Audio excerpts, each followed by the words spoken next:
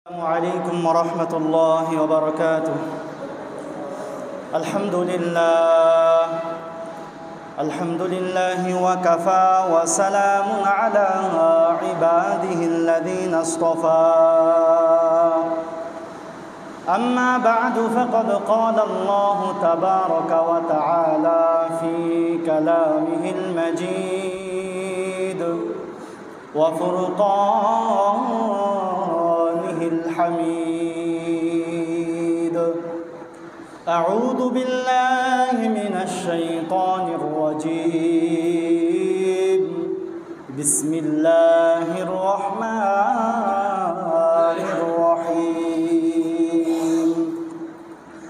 لقد كان لكم في رسول الله أسوة حسنة أو كما قال عليه الصلاة والسلام. صدق الله المولانا العظيم وصدق رسوله النبي الكريم ونحن على ذلك من الشاهدين والشاكرين. সবাই মুহাব্বতের সাথে দরুদ ইব্রাহিম পড়ি।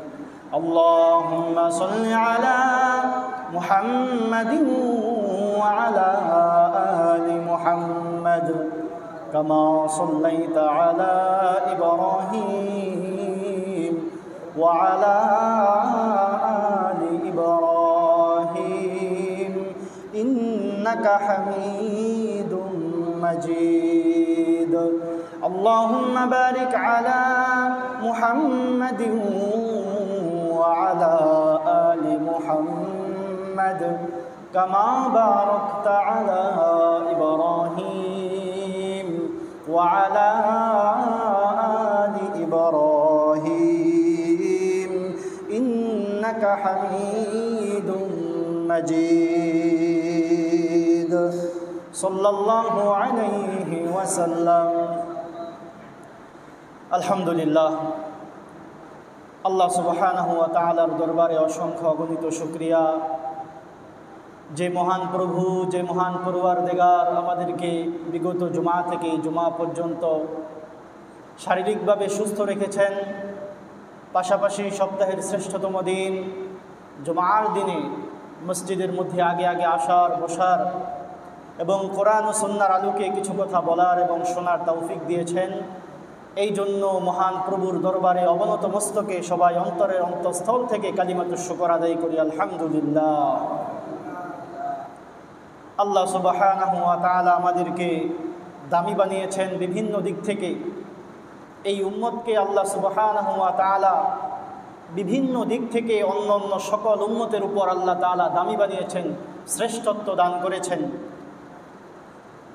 আমাদের শ্রেষ্ঠত্বের সবচেয়ে গুরুত্বপূর্ণ যে দিক, সে দিকটা হচ্ছে আমরা হচ্ছে সর্বশ্রেষ্ঠ নবী মুহাম্মদ সাল্লাল্লাহু আলাইহি ওয়াসাল্লামের উম্মত। আমাদের শ্রেষ্ঠত্বের সবচেয়ে বড় প্রমাণ হচ্ছে আমরা আখিরি জামানার নবী সাইয়্যিদুল আম্বিয়া নবী আরবি সাল্লাল্লাহু আলাইহি ওয়াসাল্লামের উম্মত। আল্লাহর রাসূলের উম্মত হতে পারা অনেক গৌরবের বিষয়, অনেক শ্রেষ্ঠত্বের বিষয়। তো আল্লাহর রাসূল সাল্লাল্লাহু আলাইহি ওয়াসাল্লামের জন্মগ্রহণ করার এই মাস রবিউল আউয়াল মাস চলতেছে। আমরা বিগত 2 জুমায় রাসূল আরবি সাল্লাল্লাহু আলাইহি ওয়াসাল্লামের জন্ম এবং রাসূল সাল্লাল্লাহু আলাইহি ওয়াসাল্লামের পুরো জিন্দেগি, 63 বছরের জিন্দেগি কেমন ছিল, ওই সমস্ত বিষয়গুলো নিয়ে আমরা আলোচনা করতেছিলাম। এরই ধারাবাহিকতায় আজকে আমরা রাসূল আরবি সাল্লাল্লাহু আলাইহি ওয়াসাল্লামের জীবনের গুরুত্বপূর্ণ একটা সময়, যে সময়টা প্রত্যেকটা মানুষের জীবনে আসে, কেউ ভালোভাবে কাজে লাগায় আর কেউ খারাপভাবে কাজে লাগায়। আমাদের জীবনের সবচেয়ে গুরুত্বপূর্ণ একটা সময় হচ্ছে যৌবনকাল। এই যৌবনকালটা আমাদের জীবনের একটা টার্নিং পয়েন্ট। এই যৌবনকালেই আমরা বিভিন্ন দিকে জীবনের উন্নতির চরম শিখরে পৌঁছে যাই। আবার কেউ কেউ এই যৌবনেই বিভিন্ন ধরনের অপসংস্কৃতি, মাদক, বিভিন্ন ধরনের নেশার জগতে ঢুকে তাদের জীবনটাকে ধ্বংস করে দেয়। এই জন্য আমাদের জীবনের স্বর্ণকাল হচ্ছে যৌবনকাল। স্বর্ণকালটা স্বর্ণকাল তখনই থাকবে যদি আমরা একটা উত্তম আদর্শ, উত্তম মডেলকে সামনে রেখে আমাদের যৌবনকালটা কাটাইতে পারি। তাহলেই এই যৌবনের শক্তিমত্তার যে সময়, এই শক্তিমত্তার সময়টা আমাদের দুনিয়ার জীবনেও সফলতার জন্য মাইল ফলক হবে, পাশাপাশি আখেরাত জীবনেও আল্লাহ সুবহানাহু ওয়া তাআলা আমাদেরকে মাফ করে জান্নাতুল ফেরদাউসের আলা মাকাম নসিব করতে পারেন। যদি আমরা এই সময়টাকে, যৌবনের সময়টাকে সঠিক একটা আদর্শবান মানুষকে যদি আমাদের ওসওয়া হিসাবে, মডেল হিসাবে ধারণ করতে পারি, তাহলে আমাদের জীবন হবে দুনিয়াতেও সফল কাম, আখিরাতেও আমরা সফল কাম হতে পারব। তো আমরা তালাশ করলে দেখতে পাই পৃথিবীর সূচনা লগ্ন থেকে আজ পর্যন্ত যত আদর্শবান ব্যক্তির জন্ম পৃথিবীতে আল্লাহ তাআলা ঘটিয়েছেন, এর মধ্যে সবচেয়ে বেশি আদর্শবান, নৈতিকতার দিক থেকে সর্বোচ্চ শিখরে যার অবস্থান, তিনি হচ্ছেন আমাদের নবী মুহাম্মদুর রাসূলুল্লাহ সাল্লাল্লাহু আলাইহি ওয়াসাল্লাম। বলেন দেখি, আল্লাহ রসুলের চাইতে বেশি আদর্শবান কি পৃথিবীতে আর কেউ আসছে? কেউ আসে নাই। কারণ সমস্ত নবীদের মধ্য থেকে সমস্ত নবীরাই আদর্শবান ছিলেন। তবে আদর্শের দিক থেকে ক্যাটাগরি যদি হিসাব করতে চাই, তাহলে আমাদের রসুল থাকবেন সর্বোচ্চ তবকায়, সর্বোচ্চ একদম চূড়ান্ত শিখরে থাকবেন আমাদের নবী মুহাম্মদ সাল্লাল্লাহু আলাইহি ওয়াসাল্লামের নাম। দেখবেন একটা খ্রিস্টান একটা বই লিখেছিল 100 মনীষীর জীবনী, এর মধ্যে আমাদের নবী মুহাম্মদের নাম সবার প্রথমে।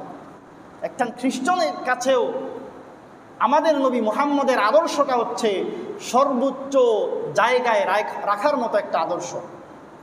এই জন্য এই যুবক বয়সে, যৌবনের সময়ে যদি সঠিক আদর্শ আমরা ধারণ করতে না পারি, সঠিক আদর্শ কাকে আমরা নিজেদের মডেল হিসাবে গ্রহণ করব, এটাকে যদি আমরা নির্ধারণ না করতে পারি, তাহলে আমরা দুনিয়ার জীবনেও ক্ষতিগ্রস্ত হব, আর আখেরাতের জীবনে তো ক্ষতিগ্রস্ততার কোনো সীমারেখা থাকবে না। এই জন্য আল্লাহ সুবহানাহু ওয়া তাআলা আমাদেরকে বলে দিয়েছেন, লাকাদ কানা লাকুম ফি রাসূলিল্লাহি উসওয়াতুন হাসানা। হে পৃথিবীর মানব সকল, তোমাদের জন্য, তোমাদের সম্মুখে সবচেয়ে উত্তম আদর্শ হচ্ছে নবী মুহাম্মদ সাল্লাল্লাহু আলাইহি ওয়াসাল্লাম। তোমরা যদি এই নবীর আদর্শকে ধারণ করতে পারো, তাহলে তোমরা দুনিয়ার জমিনেও তোমরা শ্রেষ্ঠ মানুষে পরিণত হবে, যেমনটা হয়েছিল জাহিলি যুগে সাহাবায়ে কেরাম রাদিয়াল্লাহু তাআলা আনহুম। অন্ধকার যুগের মধ্যেও রাসূল সাল্লাল্লাহু আলাইহি ওয়াসাল্লামকে আদর্শ হিসেবে গ্রহণ করার জন্য ওই জাহিলি যুগের মানুষগুলো স্বর্ণালী অক্ষরে নাম লিখে রাখার মানুষে পরিণত হয়ে গিয়েছে। কেন? কারণ তারা রাসূল আরবি সাল্লাল্লাহু আলাইহি ওয়াসাল্লামকে তাদের জীবনের রোল মডেল হিসেবে গ্রহণ করেছিল। আজকেও যদি আমরা ওই রাসূলকে জীবনের প্রত্যেকটা পদক্ষেপে আমরা ওই রাসূলের আদর্শকে বাস্তবায়ন করতে পারি, প্রত্যেকটা ক্ষেত্রেই আমরা সফলতা লাভ করব নিঃসন্দেহে। এতে কোনো সন্দেহ নাই, লা শাক্কা ওয়ালা রাইবা ফীহি, তার মধ্যে কোনো সন্দেহ নাই। যে ব্যক্তির আদর্শ হবে রাসূল, তার পথে কোনো বাধা থাকতে পারে না, তার কোনো কাজের মধ্যে সে অসফল থাকতে পারে না। এই জন্য বিশেষ করে আমাদের রাসূল আরবি সাল্লাল্লাহু আলাইহি ওয়াসাল্লাম সর্বক্ষেত্রেই আমাদের জন্য আদর্শ।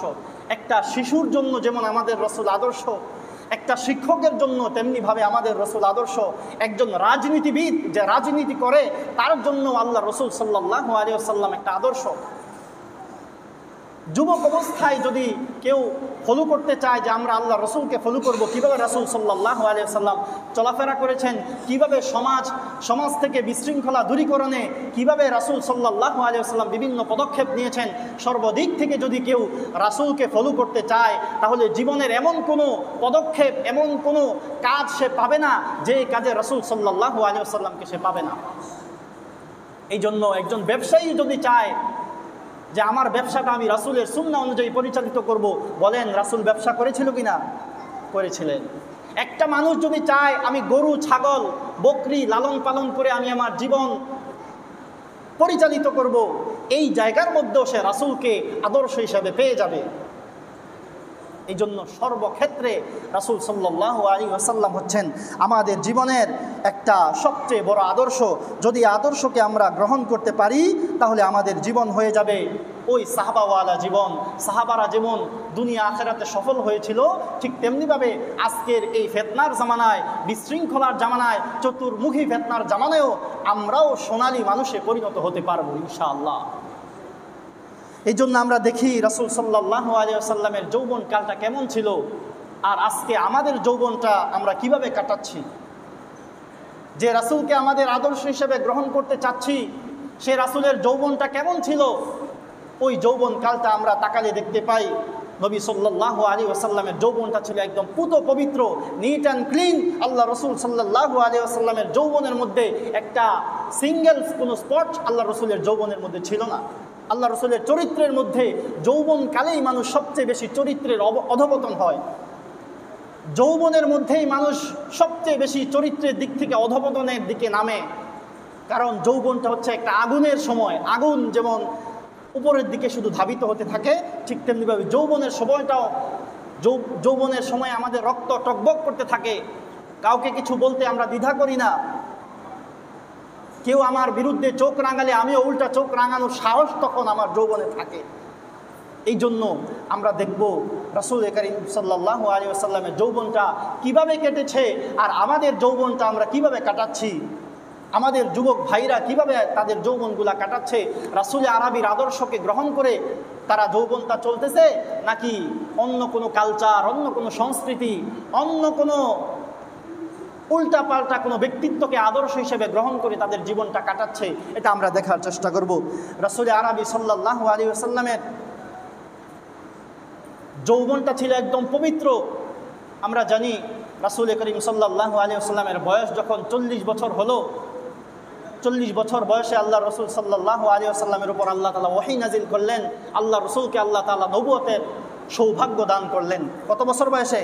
40 বছর বয়সে। আমরা জানি যখন রাসূল আরবি সাল্লাল্লাহু আলাইহি ওয়াসাল্লাম হেরা গুহায় ধ্যানমগ্ন থাকতেন, এমনই কোনো একটা দিনে জিবরাইল আলাইহিস সালাতু ওয়াস সালাম এসে রাসূল সাল্লাল্লাহু আলাইহি ওয়াসাল্লামকে বুক জাবরে ধরে আল্লাহ রসুলকে বলেছিলেন ইকরা। সর্বপ্রথম কোরআনের আয়াতটা কি? ইকরা বিসমি রাব্বিকাল্লাযী খালাক। তো আল্লাহ রসুল সাল্লাল্লাহু আলাইহি ওয়াসাল্লাম সর্বপ্রথম এত একটা দানবাকৃতির একটা মানুষ আল্লাহ রসুলকে এসে মুআনাকা করতেছে, কোলাকুলি করতেছে এবং বলতেছে ইকরা, তুমি পড়ো, তোমার রবের নামে তুমি পড়ো। তখন আল্লাহ রসুল পড়তে পারতেছিলেন না। আবার বলছেন তুমি পড়ো, আবারও পড়তে পারতেছিলেন না। তৃতীয়বারও বলছেন তুমি পড়ো তোমার রবের নামে। তখন আল্লাহ রসুল সাল্লাল্লাহু আলাইহি ওয়াসাল্লামের জবান দিয়ে ইকরা বিসমি রাব্বিকাল্লাযী খালাক বের হয়েছে। একটা অস্বাভাবিক ঘটনার আল্লাহ রসুল সাল্লাল্লাহু আলাইহি ওয়াসাল্লাম সাক্ষী হইলেন। হঠাৎ করেই বলেন, অস্বাভাবিক ঘটনার যখন আমরা সম্মুখীন হই আমরা ভীত সন্ত্রস্ত হই কিনা? ঠিক তেমনিভাবে রাসূলও তো মানুষ, আমাদের মতো একজন মানুষ ছিলেন আল্লাহ রসুল। আল্লাহ রসুলও ভীত সন্ত্রস্ত হয়ে গিয়েছেন যে আমার সাথে এটা কি ঘটে গেল। আল্লাহ রসুল সাল্লাল্লাহু আলাইহি ওয়াসাল্লাম হেরা গুহা থেকে দৌড়িয়ে গেলেন খাদিজা রাদিয়াল্লাহু তাআলা আনহার ঘরে। খাদিজা রাদিয়াল্লাহু তাআলা আনহা, আমরা ইতিহাস যারা সিরাত টুকটাক পড়েছি তারা জানি আল্লাহ রসুল কাঁপতেছিলেন। আল্লাহ রসুল চূড়ান্ত পর্যায়ের জ্বর আল্লাহ রসুলের শরীরে এসে গিয়েছিল। আল্লাহ রসুল সাল্লাল্লাহু আলাইহি ওয়াসাল্লামকে খাদিজা রাদিয়াল্লাহু তাআলা আনহা কম্বল দিয়ে আবৃত করেছিলেন এবং আল্লাহ রসুল বলতেছিলেন, ইয়া খাদিজা, আমার মনে হচ্ছে আমি ধ্বংস হয়ে যাব, আমি হালাক হয়ে যাব। এমন ভয় পেয়েছি, আমার সাথে এমন একটা বিষয় ঘটে গিয়েছে, আমার মনে হচ্ছে আমি আজকে মনে হয় এই ভয়ের চোটে আমি মনে হয় মারা যাব। তখন আল্লাহ রসুল সাল্লাল্লাহু আলাইহি ওয়াসাল্লামকে খাদিজা রাদিয়াল্লাহু তাআলা আনহা এমন কিছু কথা বলেছিলেন যে কথাগুলো রাসূলকে সান্ত্বনা দেওয়ার জন্য বলেছিলেন। যদিও তারপরেও আমরা আল্লাহ রসুলের বিগত জীবনগুলো কিভাবে কাটিয়েছেন, নবুয়ত প্রাপ্তির আগের সময়গুলো কিভাবে কাটিয়েছিলেন, এই বিষয়গুলো আমরা খাদিজা রাদিয়াল্লাহু তাআলা আনহার এই কথা থেকে আমরা বুঝতে পারি যে আল্লাহ রসুলের যৌবনটা কিভাবে কেটেছিল, কতটা পুত পবিত্র ছিল আল্লাহ রসুলের যৌবন। আল্লাহ রসুলের সহধর্মিনী প্রিয় বিবি খাদিজা রাদিয়াল্লাহু তাআলা আনহার আল্লাহ রসুলকে সান্ত্বনা দেওয়ার যে বাণী ছিল ওই বাণীর মধ্যে আমরা দেখতে পাই। খাদিজা রাদিয়াল্লাহু তাআলা আনহা বললেন, ইয়া রাসূলুল্লাহ ওয়াল্লাহি মা ইউখজিকাল্লাহু আবাদা, হে রাসূল আপনি ভয় পাবেন না, আল্লাহ তাআলা আপনাকে কখনোই লাঞ্ছিত করবেন না, আল্লাহ তাআলা আপনাকে কখনোই অপদস্থ লাঞ্ছিত করবেন না। কেন করবেন না? কারণ হচ্ছে ইন্নাকা লাতাসিলুর রহিম। কারণ জাহিলি যুগের মধ্যে যে সময়ের মধ্যে এসে মানুষ তুচ্ছ তুচ্ছ বিষয় নিয়ে বাবা তার সন্তানের সাথে সম্পর্ক বিচ্ছিন্ন করে, ছেলে তার বাবার সাথে সম্পর্ক বিচ্ছিন্ন করে, চাচা তার ভাতিজার সাথে সম্পর্ক বিচ্ছিন্ন করে, ওই সময়ে এসে আপনি রাসূল আত্মীয়তার সম্পর্ককে রক্ষা করেছেন, আত্মীয়তার সম্পর্ককে আপনি অটুট রেখেছেন, বন্ধনটাকে আপনি মজবুত রেখেছেন। এই জন্য আল্লাহ সুবহানাহু ওয়া তাআলা আপনাকে কখনোই লাঞ্ছিত করবেন না। আল্লাহ রসুলের নবুয়তের আগেই আল্লাহ রসুলের স্বভাব ছিল এমন, বর্তমান সময়েও তো একই অবস্থা। আত্মীয়তার সম্পর্ককে আমরা রক্ষা করতে চাই না, কারণ আত্মীয়তার সম্পর্ক রক্ষা করতে চাইলেই দেখা গেছে এইটা দিতে হবে ওইটা দিতে হবে, এই জন্য আমরা আত্মীয়তার সম্পর্ক রক্ষা করি না। তো এই জামানায় যেহেতু এই অবস্থা, তো জাহিলি যুগের অবস্থা কেমন ছিল চিন্তা করেন। জাহিলি যুগে ছোট্ট ছোট্ট বিষয় নিয়ে একজন আরেকজনের সাথে সম্পর্ক ছিন্ন করত, বাবা তার সন্তানের সাথে সম্পর্ক ছিন্ন করত, ভাই তার ভাইয়ের সাথে সম্পর্ক ছিন্ন করত।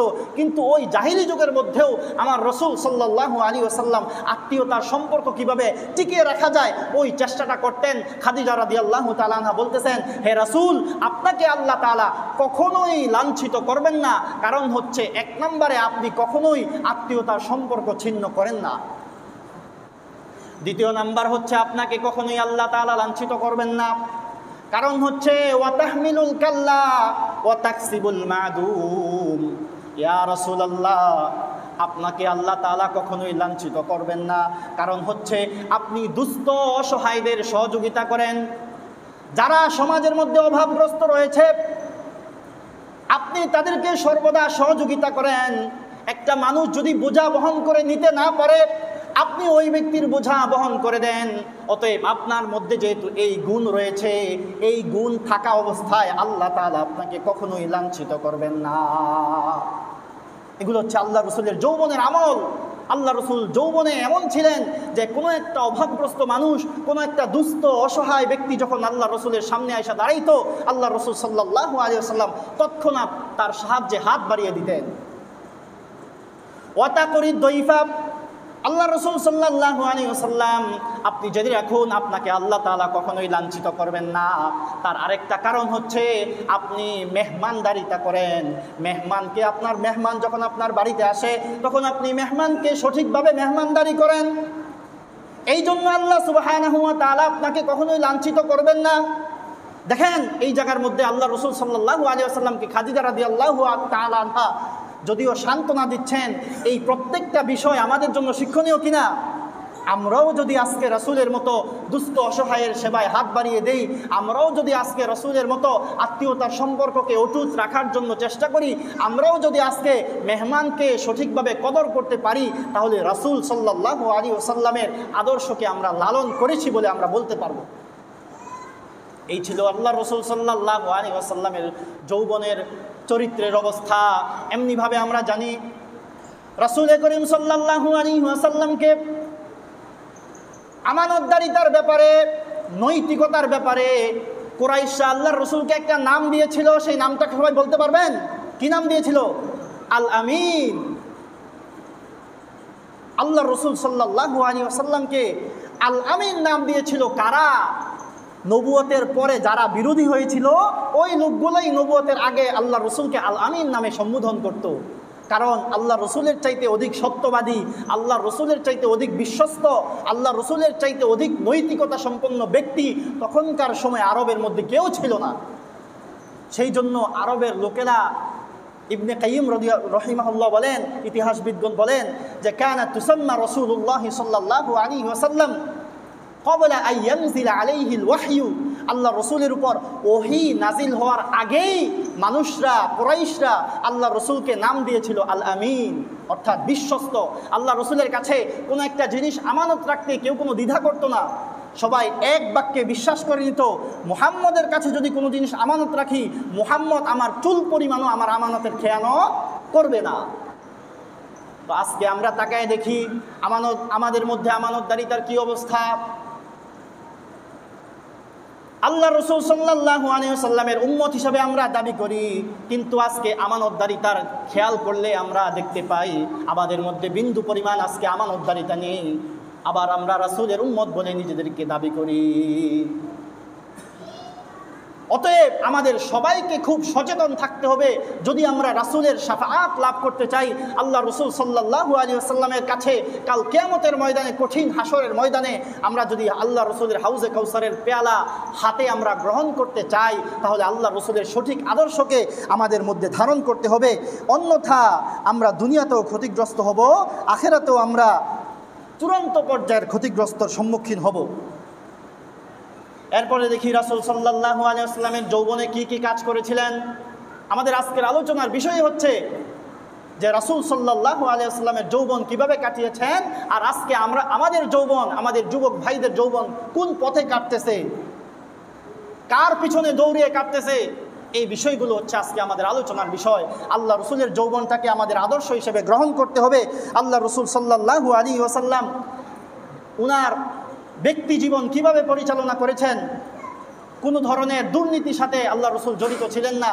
আমানতদারিতা কোন সময় আসে, আল আমিন নামটা কোন সময় আসে, দুর্নীতির সাথে জড়িত থাকলে, সুদ ঘুষ এগুলোর সাথে জড়িত থাকলে? অবশ্যই না।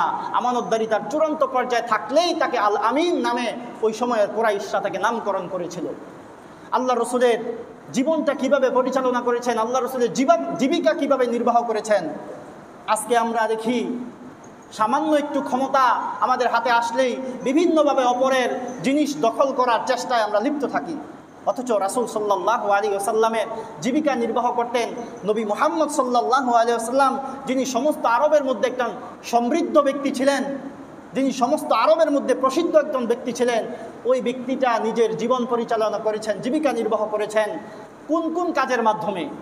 আল্লাহ রসুল সাল্লাল্লাহু আলাইহি ওয়াসাল্লামের জীবিকা নির্বাহের সর্বপ্রথম যে স্টেপ ছিল সেটা আমরা দেখতে পাই, আল্লাহ রসুল সাল্লাল্লাহু আলাইহি ওয়াসাল্লাম ছাগল চড়িয়েছেন। এত একজন মহান ব্যক্তিত্ব কি করতেছেন? হালাল পথে থাকার জন্য, হালাল পথে রুজি করার জন্য, কামাই করার জন্য আল্লাহ রসুল সাল্লাল্লাহু আলাইহি ওয়াসাল্লামের যৌবনের শুরুতেই আল্লাহ রসুল সাল্লাল্লাহু আলাইহি ওয়াসাল্লাম ছাগল চড়িয়েছেন। এমনকি আল্লাহ রসুল সাল্লাল্লাহু আলাইহি ওয়াসাল্লামের হাদিসের মধ্যে আসছে, মা বাআসাল্লাহু নাবিয়ান ইল্লা রাআল গনাম। আল্লাহর হাবিব সাল্লাল্লাহু আলাইহি ওয়াসাল্লাম বলেন, পৃথিবীতে আমি পর্যন্ত যত নবী রাসূল আসছে, সমস্ত নবী রাসূল এমন ছিল যে তাদেরকে ছাগল চড়াইতে হয়েছে। প্রত্যেকটা নবীর ইতিহাস যখন আপনারা পড়তে যাবেন, তখন দেখবেন প্রত্যেকটা নবীর তাদের জীবিকা নির্বাহ করতে গিয়ে ছাগল চড়িয়েছেন। জীবনের কোনো একটা সময়ে উনি ছাগল চড়িয়েছেন। তো মুহাদ্দিসিনে কেরাম এই হাদিসের ব্যাখ্যা করতে গিয়ে বলেন যে প্রত্যেকটা নবীকে আল্লাহ সুবহানাহু ওয়া তাআলা কেন ছাগল চড়ানোর মতো দায়িত্ব দিয়েছেন। দেখতে গেলেও তো দেখা যায় এটা একটা নিম্ন স্তরের কাজ। আমাদের বাহ্যিক দৃষ্টিতে ছাগল চড়ানো, গরু চড়ানো, বকরি চড়ানো এগুলা কি উপরের লেভেলের কোনো কাজ, নাকি আমাদের বাহ্যিক দৃষ্টিতে একটা নিম্ন পর্যায়ের কাজ? একটা নিম্ন পর্যায়ের কাজ, রাখাল বলা হয়। তো প্রত্যেকটা নবী রাসূলরা এত দামি হওয়ার পরে, আল্লাহ তাআলার এত মাহবুব পেয়ারা হওয়ার পরেও কেন প্রত্যেকটা নবীকে আল্লাহ সুবহানাহু ওয়া তাআলা ছাগল চড়িয়েছেন কেন? এটার ব্যাখ্যা করতে গিয়ে মুহাদ্দিসিনে কেরাম বলেন যে প্রত্যেকটা নবীকে ছাগল চড়ানোর পিছনে একটা হিকমত ছিল, একটা রহস্য ছিল, অন্তর্নিহিত একটা হিকমত ছিল। হিকমতটা হচ্ছে এই নবীরাই হচ্ছে পরবর্তী জীবনে, নবুয়তের পরবর্তী জীবনে তার উম্মতদেরকে কন্ট্রোল করতে হবে। আর ছাগল চড়ানোর পেশা হচ্ছে একটা ধৈর্যশীল পেশা। ছাগল চড়ানোর পেশা একটা ধৈর্যের পরীক্ষার একটা পেশা। আপনারা দেখবেন ছাগল যদি কারো বাড়িতে থেকে থাকে, ছাগলের ডানে টান দিলে বাম দিকে যায়, বামে টান দিলে ডান দিকে যায়, সামনের দিকে টান দিলে খোঁড়া মেরে থাকে। ছাগলের এই স্বভাব কিনা? এই জন্য আল্লাহ রসুল সাল্লাল্লাহু আলাইহি ওয়াসাল্লাম সহ সমস্ত নবীদেরকে আল্লাহ সুবহানাহু ওয়া তাআলা ছাগল চড়ানোর মাধ্যমে তাদের ধৈর্যের ট্রেনিং দিয়েছেন। কারণ ছাগল যেমন একজন ছাগলের রাখাল যেমনভাবে তার ছাগলের পালকে চতুর্দিক থেকে সতর্কতার সাথে থাকে যে কোনো নেকড়ে আইসা ছাগলের পালের উপর হামলা করলো কিনা, ছাগলের কোনো ধরনের ক্ষয়ক্ষতি হয় কিনা, রাখাল যেমনভাবে সব দিক থেকে ছাগলের পালের ব্যাপারে সতর্ক থাকে, ঠিক তেমনিভাবে প্রত্যেকটা নবী তার উম্মতের ব্যাপারে এমন সতর্ক ছিলেন, শয়তান আমার উম্মতের উপর আক্রমণ করলো কিনা, আমার উম্মত কোনো অন্য পথে চলে গিয়ে নেকড়ের খাবারের শিকার হচ্ছে কিনা, এই ধরনের বিষয়গুলো যেমনভাবে একটা রাখাল তার ছাগলের পালের ব্যাপারে খেয়াল রাখে, ঠিক তেমনিভাবে প্রত্যেকটা নবী তার উম্মতকে রক্ষার ব্যাপারে এই ধরনের দায়িত্বশীল ছিলেন। এই জন্য আল্লাহ তাআলা প্রত্যেকটা নবী রাসূলকে ছাগল চড়ানোর মাধ্যমে আল্লাহ সুবহানাহু ওয়া তাআলা তাদেরকে ধৈর্যের ট্রেনিং দিয়েছেন যে উম্মত, তোমার উম্মত এদিক সেদিক চলে যাবে, তোমার উম্মত আগুনের দিকে দৌড়াবে, তোমার উম্মত সুদ ঘুষ দুর্নীতির দিকে দৌড়াবে, তোমার উম্মত অপসংস্কৃতির দিকে দৌড়াবে, তুমি ধৈর্য হারা হলে চলবে না, তুমি তোমার উম্মতকে ডাকতে হবে। কেমন ধৈর্যের পরীক্ষা দিয়েছেন? নূহ আলাইহিস সালাম 960 বছর দাওয়াত দিয়েছেন। কেমন পরিমাণ ধৈর্য হলে 960 বছর উম্মতকে ডেকেই চলেছেন, আসো জান্নাতের দিকে আসো, আল্লাহর পথে আসো। আল্লাহর রাসূল ডাকতে 960 বছর কাটিয়ে দিয়েছেন, মাত্র পাইছেন কতজন? 40 জন। 960 বছরে মুসলমান হয়েছিল, নূহ আলাইহিস সালামের উম্মত হয়েছিল মাত্র 40 জন। কি পরিমাণ ধৈর্য তাদের মধ্যে থাকলেই এটা করা যায়। আর বনি ইসরাইলদের কাহিনী তো আমরা জানি, মুসা আলাইহিস সালামকে কি পরিমাণ জ্বালা যন্ত্রণা এই বনি ইসরাইলের উম্মতেরা দিয়েছে, আল্লাহর নবী মুসাকে কি পরিমাণ কষ্ট এই বনি ইসরাইলরা দিয়েছে, এসব ঘটনা আপনাদেরকে শুনিয়েছি বহুবার। এই জন্য আল্লাহ রসুল সাল্লাল্লাহু আলাইহি ওয়াসাল্লাম দেখা যায় যৌবনের শুরুতেই আল্লাহ রসুলের জীবিকা হালালভাবে কিভাবে উপার্জন করতে পারেন, আল্লাহ রসুলের আনেওয়ালা উম্মতকে কিভাবে মেসেজ দিতে পারেন যে তোমরা হালাল পথে ইনকাম করো, হালাল পথে কামাই রুজি করো, অন্যায়ের পথে পা বাড়াইবে না।